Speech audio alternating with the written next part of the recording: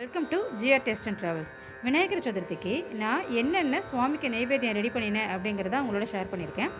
2 கொலக்கட்டை, அவரைக்காய் பொரியல், வடை, அப்புறம் பாயசம், வெண்டைக்காய் சாம்பார், பச்சடி, இதெல்லாம் தான் நான் பண்ணினேன். அது எல்லாமே 1 by 1 டீட்டெயிலாக சொல்லியிருக்கேன். வாங்க பார்க்கலாம். தினமும் பண்ணுற மாதிரி இன்றைக்கும் காலையில் முதல்ல பாலை காய்ச்சி சுவாமிக்கு நெய்வேத்தியத்துக்கு எடுத்து வைக்க போகிறேன். இன்றைக்கி சமையலுக்கு தேவையான தண்ணியை முதல்ல நான் பிடிச்சி வச்சுருக்கேன். ஏன்னா இன்றைக்கி இந்த தண்ணியில் தான் நான் சமைக்க போகிறேன். அடுப்பில் பாலை வச்சுட்டேன். இப்போ அடுத்தது டிகாஷனுக்கு வெந்நீரும் சமையலுக்கு தேவையான எல்லாத்தையும் ஊற வச்சிடலாம். சாம்பார், கூட்டு, ரசம், கழுத்து பருப்பு, இது எல்லாத்துக்கும் இப்போ பருப்பு ஊற வச்சிடலாம். இந்த டம்ளருக்கு 1.5 டம்ளர் துவரம் பருப்பு,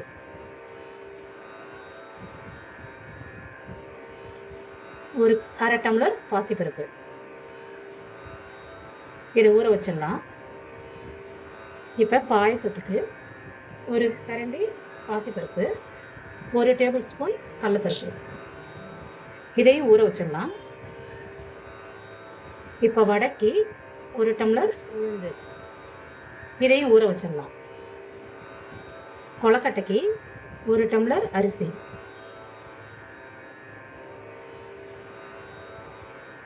இப்போ கார கொழுக்கட்டை பூரணத்துக்கு 1 கரண்டி பாசிப்பருப்பு, 1 கரண்டி உளுத்தம்பருப்பு, 1 கரண்டி கடலைப்பருப்பு.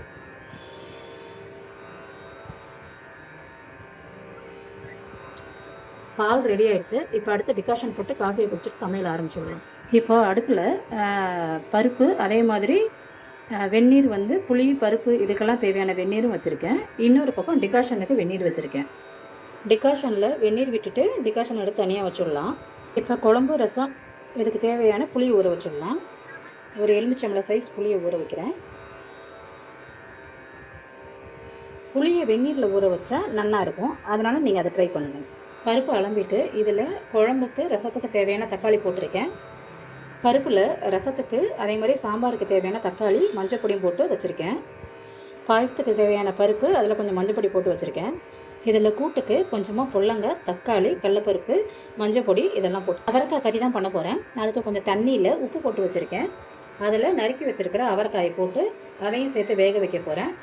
எல்லாத்தையும் நான் 1 by 1 குக்கரில் வச்சுட்டு உங்களுக்கு காட்டுறேன்.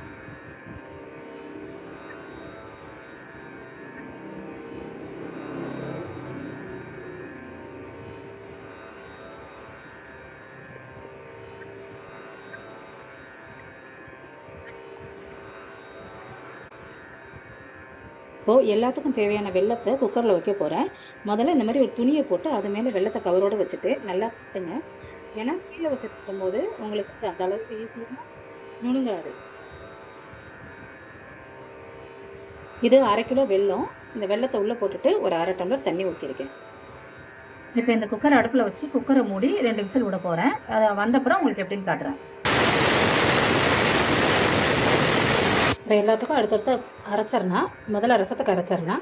ஜீரகம், மிளகு, வரமல்லி, கொஞ்சமாக பச்சை மிளகா, இதில் தான் ரசம் வைக்க போகிறேன். ஸோ இதிலையே நான் இந்த அரைச்ச பொடியை போட்டுடுறேன். இப்போ இதுலேயே கூட்டுக்கும் பச்சடிக்கும் அரைச்சிடலாம். தேங்காய், பச்சை மிளகா, காஞ்ச மிளகா, கொஞ்சமாக ஜீரகம், இதை அரைச்சிட்டு இதை கொஞ்சமாக எடுத்து வச்சு அதில் தயிர் கலந்து தாளித்து கொட்டினா தயிர் பச்சடி ரெடி. இது பச்சடிக்கு, இது கூட்டுக்கு. இது அவரைக்காய்க்கு கொஞ்சமாக தேங்காயும் கொஞ்சமாக நிலக்கல்லையும் போட்டிருக்கேன். இது ரெண்டையும் லைட்டாக ஒரு பிளெண்ட் பண்ணி எடுத்து வச்சுப்பேன். பாயசத்துக்கு தேங்காய், முந்திரி பருப்பு, ஏலக்காய் இது 3 போட்டு அரைச்சிக்கிறேன். பாயசத்துக்கு தேவையான தேங்காய் ரெடி. இது சாம்பாருக்கு தேவையானது வரமல்லி, வரமிளகா, அப்புறம் கொஞ்சமாக துவரம்பருப்பு, கொஞ்சமாக கடலைப்பருப்பு, கொஞ்சோண்டு வெந்தயம், கடுகு, ஜீரகம், அப்புறம் இதெல்லாம் கொஞ்சம் தேங்காய் போடுவேன். அவ்வளோதான். இதெல்லாம் வறுத்துட்டு இதையும் அரைக்கலாம். அரைக்கிறது எப்படின்னு காட்டுறேன். இது அவ்வளோதான். சாம்பாருக்கு வறுத்தாச்சு. இதை கொஞ்சம் ஆறின அப்புறம் அரைச்சிட்டா சாம்பாருக்கான பொடியும் ரெடி. இது கொலக்கட்டை பூரணத்துக்கு, அதுக்கு தேங்காயும் 2 ஏலக்காயும் அதிலே போட்டு அரைச்சிட்றேன். பூரணத்துக்கு தேங்காய் ரெடி. கார கொலக்கட்டை பூரணத்துக்கு ஊற வச்ச பருப்பு, மஞ்சள் பொடி, உப்பு, இஞ்சி, ஜீரகம், ஒரு காஞ்ச மிளகா, அப்புறம் கொஞ்சம் பெருங்காயம். கார கொலக்கட்டை பூரணத்துக்கு பருப்பு அரைச்சாச்சு. இப்போ இதை வேக வைக்கணும். வேக வைக்கும்போது காட்டுறேன். இப்போ சாம்பாருக்கும் அரைச்சாச்சு. இனிமேல் ஒவ்வொன்றா எப்படி வைக்கலாம் அப்படின்னு பார்க்கலாம். இது பச்சரிசி இட்லிக்கான மாவு. இது ஏற்கனவே இந்த ரேஷியோலாம் நான் வீடியோ போட்டிருக்கேன். அதை இங்கே நான் டிஸ்கிரிப்ஷனில் கொடுக்குறேன், வேணுங்கிறவங்க செக் பண்ணுங்கள். நம்ம வந்து பச்சரிசி இட்லி மாவையும் அதோடு சேர்த்து இந்த பருப்பையும் ஸ்டீம் பண்ணிடலாம் இட்லி பாத்திரத்தில். பச்சரிசி இட்லிக்கு ஸ்டீமில் பச்சரிசி இட்லி அடியில் மேலே வந்து இந்த பருப்பையும் வச்சு வேக வைக்கிறேன். குக்கரில் வெல்லம் வச்சுருந்தோம்ல, இங்கே பாருங்கள், 2 விசில் இல்லை 3 விசில் விட்டிங்கன்னா இந்த மாதிரி நல்லா பாக ஆகிடும். இந்த வெல்லத்தை தான் இன்றைக்கி நம்ம யூஸ் பண்ண போகிறோம். இன்றைக்கி வெண்டைக்காய் சாம்பார் தான் பண்ண போகிறேன். ஸோ வெண்டைக்காயை கட் பண்ணி வச்சுருக்கேன். முதல்ல வெண்டைக்காயை வதக்கி வச்சுட்டு அதுக்கப்புறம் குழம்பு எடுத்து அடுப்பில் வச்சிடலாம். கொஞ்சமாக எண்ணெய் விட்டு வெறும் வெண்டைக்காயை லைட்டாக கொஞ்சம் நேரம் கொஞ்சம் ஒரு 50% வதக்கிட்டு அதை புளி தண்ணியோடு கொட்டி அடுப்பில் வச்சோன்னா சாம்பார் சீக்கிரமாக ரெடி ஆகிடும். ஏன்னா இன்றைக்கி வெங்காயம் போட்டு சேர்க்க மாட்டோம். இப்போ வெண்டைக்காயை இன்னொரு அடுப்பில் எடுத்து வச்சு வதக்கின்னு இருக்கேன். இந்த அடுப்பில் கூட்டுக்கு வச்சுருக்கேன். இதுக்கு தேவையான உப்பு போட்டு இது கொஞ்சம் கொதிச்ச அப்புறம் இதில் அடுத்து பருப்பும் அதை அரைச்சி வச்சுருக்கிற விழுதியும் கொட்டி வேக விட்டு எடுத்தோன்னா கூட்டு ரெடி ஆகிடும். அப்புறம் பார்க்கலாம்.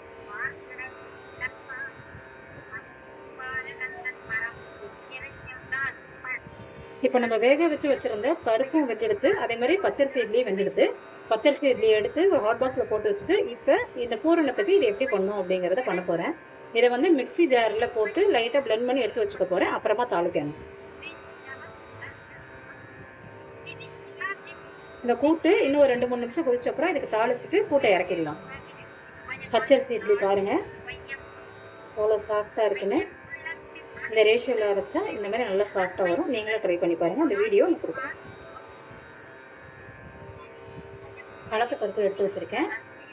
கூட்டு ரெடி. கூட்டுக்கு இப்போ தாளிக்கணும். வெண்டைக்காய் வதங்கிடுச்சு. இதை போட்டு இப்போ சாம்பார் அடுப்பில் வச்சிடலாம். இப்போ அடுப்பில் ரசம் வச்சிடலாம். ரசத்துக்கு தக்காளி, புளி தண்ணி, அதுலேயே வந்து கருவேப்பிலை, கொத்தமல்லி, உப்பு, மஞ்சள் பொடி இதெல்லாம் போட்டிருக்கேன். இதை பசஞ்சு விட்டு அடுத்த ரசத்தை வச்சிடலாம். இப்போ இன்னொரு அடுப்பில் சாம்பார், இந்த அடுப்பில் ரசம் இருக்குது. இந்த அடுப்பில் தாளிக்கிறதுக்கு வச்சுருக்கேன். சாம்பாரில் வந்து இந்த வறுத்து வச்சிருக்கிற வெண்டைக்காய், புளித்தண்ணி, உப்பு, மஞ்சள் பொடி இதை போட்டு கொதிச்சுட்டு இருக்கு. இதில் அந்த வேக வச்ச தக்காளியும் போட்டிருக்கேன். அடுத்தது என்ன பண்ணலாம்னு நான் காட்டுறேன். இப்போ கூட்டுக்கு தாளிச்சுட்டு ரசத்துக்கும் தாளிச்சிடலாம். கூட்டுக்கு தாளிக்கிறதுக்கு எண்ணெய் வச்சுருக்கேன்.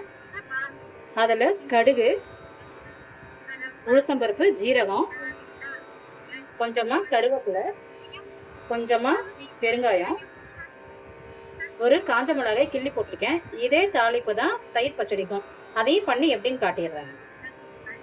இந்த தாளிப்பில் கொஞ்சமாக எடுத்து கூட்டுக்கு போட்டுட்டு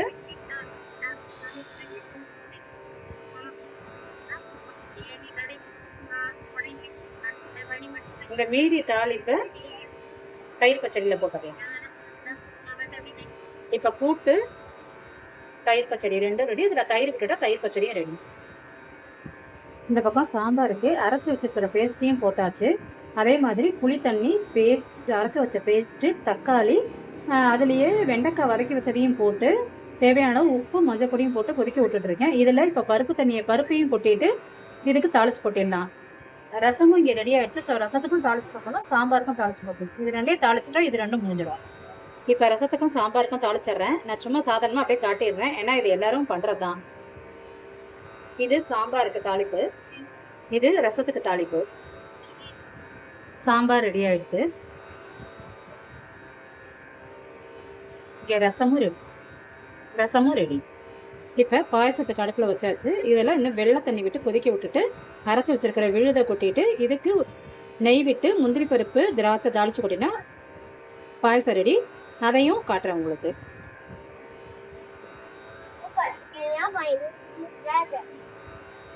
இந்த பாயசத்தில் வெல்லம் நல்லா கரைஞ்சி ஒரு 2-3 நிமிஷம் கொதிச்சப்புறம் இதில் அந்த தேங்காயை சேர்க்கணும். தேங்காய் சேர்த்தாச்சு. இது ஒரு 2 நிமிஷம் கொதிச்சப்புறம் இதுக்கு தாளிச்சிடலாம். அந்த அடுப்பில் பாயசத்துக்கு கொஞ்சம் நெய் விட்டுருக்கேன். அதில் இந்த முந்திரி பருப்பு, திராட்சையை வறுத்துட்டு அதை இந்த பாயசத்தில் போட்டினா பாயசம் ரெடி. அவ்வளோதான், பாயசம் ரெடி. இப்போ கறிக்கு தாளிச்சிடலாம். கறிக்கு கொஞ்சமாக எண்ணெய் விட்டு கடுகு, உளுத்தம்பருப்பு, கடலைப்பருப்பு தாளிச்சிட்டு ஒரு காஞ்ச மிளகாய் போட்டு தாளிச்சிட்டு அந்த வேக வச்சு வச்சிருக்க அவரைக்காயும் போட்டு நல்லா 2 கரெக்டாக கறிட்டு பருப்பு அதோட அந்த அரைச்சி வச்சிருக்கிற தேங்காவை போட்டுட்டு கறி முடிஞ்சிடும். எல்லாம் ரெடி பண்ணிவிட்டு கடைசியாக உங்களுக்கு காட்டுறேன். அவ்வளோதான், அவரைக்காய் கறியும் ரெடி. இதையும் எடுத்து வச்சுட்டு அடுத்தது என்ன பண்ணான்னு பார்க்கலாம். இப்போ பூரணத்துக்கு வெல்லம் வச்சுருக்கேன் அடுப்பில். நான் வந்து குக்கரில் வச்சேன் பார்த்தீங்களா, அந்த வெள்ளத்துலேருந்து கொஞ்சம் எடுத்து வடிகட்டி இதில் வச்சுருக்கேன். இதுலேயே அந்த தேங்காய் அரைச்சதை போட்டு கிளறினா தேங்காய் பூரணம் ரெடி பண்ணிடலாம்.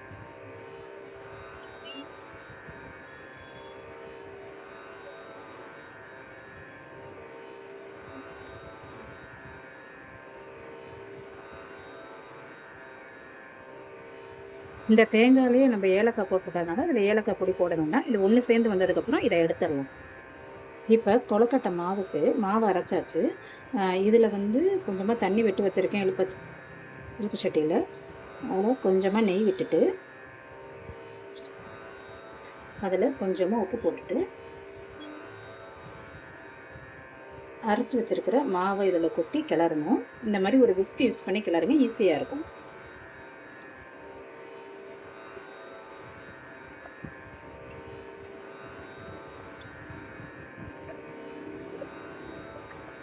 மாவை இப்படி எல்லாத்தையும் ஒன்று சேர கலந்து விட்டுட்டு இந்த மாவு இப்படி மூடி போட்டு ஒரு 2லேருந்து 3 நிமிஷம் விட்டுருங்க. திரும்ப எடுத்து கிளறி விடுங்க. திரும்ப இதே மாதிரி ஒரு 10 நிமிஷத்துக்கு மூடி வச்சிங்கன்னா மாவு வெந்துடும். அதுக்கப்புறம் இதை எடுத்து தனியாக வச்சுட்டு நம்ம அடுத்து என்ன பண்ணலான்னு பார்க்கலாம்.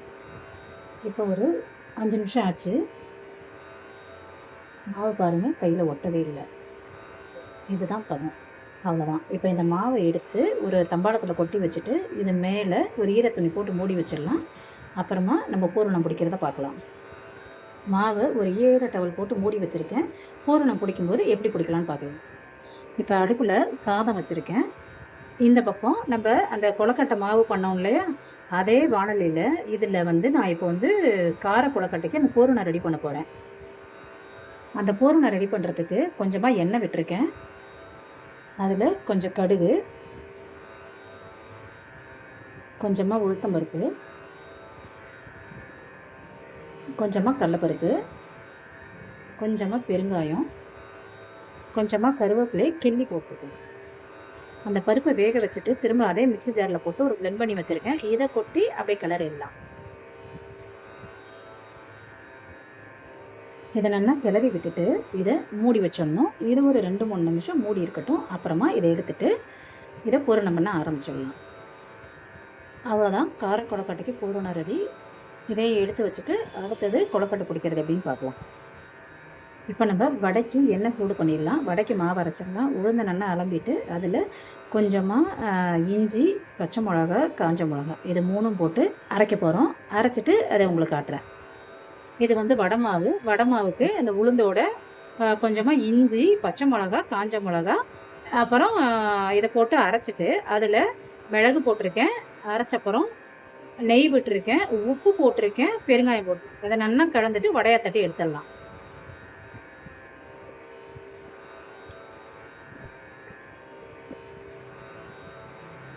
தயிர் பச்சடிக்கு அரைச்சிருந்தோம் இல்லையா, அதில் கொஞ்சமாக தயிர் விட்டாச்சு. தயிரையும் உப்பும் போட்டு கலந்தாச்சு. அவ்வளோதான், தயிர் பச்சடியும் ரெடி. அவ்வளோதான், வடையும் ரெடி, நெய்வேத்தியத்துக்கு எல்லாமே ரெடி. இன்னும் கொழுக்கட்டை மட்டும் பண்ணணும். அதை பண்ணும்போது எப்படின்னு பார்க்கலாம்.